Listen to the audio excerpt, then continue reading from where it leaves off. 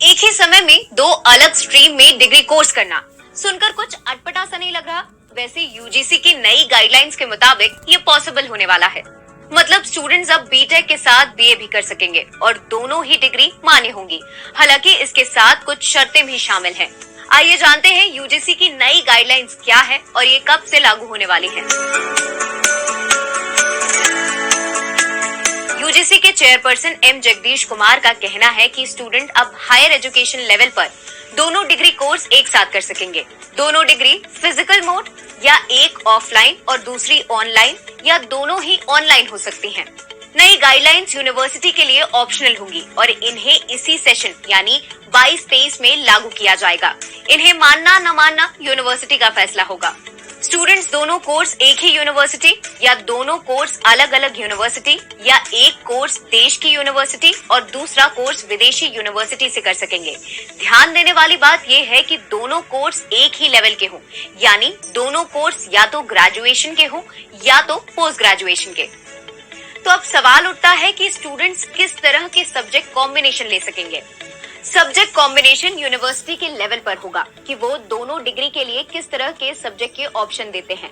यानी एक student science और ह्यूमैनिटीज में एक साथ डिग्री कर सकेगा या एक ही स्ट्रीम में 2 डिग्री कर सकेगा। ये यूनिवर्सिटी ही तय करेगी।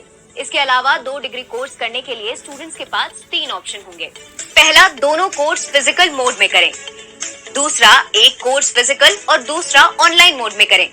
और तीसरा, दोनों कोर्स ऑनलाइन मोड में करें। अब जानते हैं कि एडमिशन एलिजिबिलिटी क्राइटेरिया और अटेंडेंस नियमों में क्या बदलाव किए जाएंगे। यूजीसी अटेंडेंस को लेकर कोई नियम जारी नहीं करता, इसलिए यूनिवर्सिटी के लिए अटेंडेंस गाइडलाइंस जारी करना ऑप्शनल होगा। हालांकि यूनिवर्सिटी को इन कोर्स के लिए मिनिमम अटेंडेंस के नियमों को रिवाइज करना पड़ सकता है। अगर कोई स्टूडेंट्स किसी भी फील्ड में स्पेशल डिग्री लेना चाहता है तो उसे उस सब्जेक्ट में बेसिक नॉलेज होना जरूरी है। बेसिक नॉलेज न होने पर एडमिशन नहीं हो सकेगा।